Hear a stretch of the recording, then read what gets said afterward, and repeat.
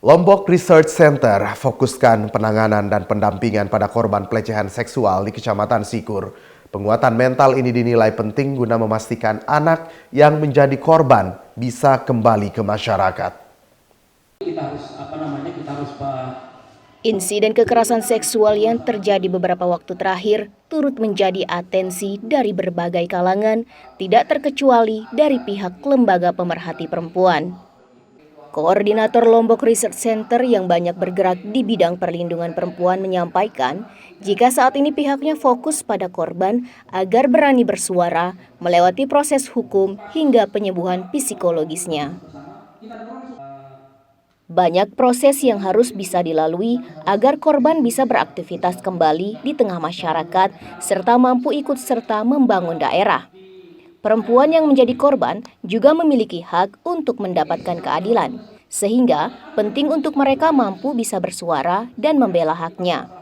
Kecemasan, ketakutan, hingga perasaan akan terkucilkan masyarakat menjadi salah satu alasan banyak korban yang hingga saat ini takut untuk melaporkan kejadian yang dialaminya.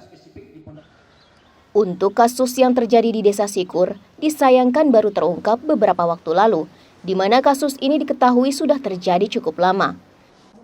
Saat ini, LRC tengah fokus pada 4 perempuan yang menjadi korban yang terjadi di Kecamatan Sikur. Pendampingan dan penguatan mental menjadi salah satu kegiatan yang terus dilakukan LRC kepada korban guna memastikan korban bisa kembali berbaur dengan masyarakat. Kami sebenarnya fokus kepada korban. Bagaimana korban ini berani bersuara, kemudian bagaimana lantas korban ini melalui proses hukum yang memang seharusnya mereka tempuh, mendapatkan perlindungan dari sisi sebagai korban, dan yang paling penting adalah proses reintegrasinya. Karena ini yang paling penting untuk kami, bagaimana nanti korban-korban ini bisa kembali ke masyarakat, bisa beraktivitas kembali sebagai anak terutama ya, bagaimana mereka menjalankan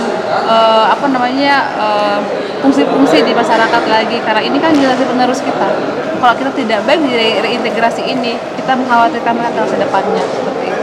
Bentuk pendampingan sejauh ini karena memang sedang melalui proses hukum, jadi memang pendampingannya kita memperbanyak oleh penguatan-penguatan.